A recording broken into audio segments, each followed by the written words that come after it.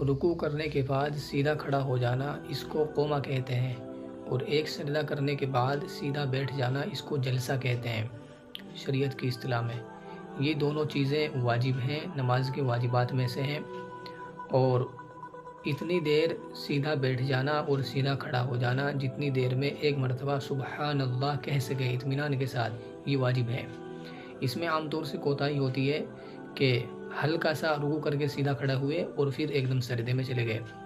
اسی طریقے سے ایک سجدہ کرنے کے بعد ہلکا سا بیٹھے تھے کہ ایک دم فوراً بعد دوسرا سجدہ کر دیا، دوسرا رکن ادا کر لیا، تو یہ طریقہ صحیح نہیں ہے۔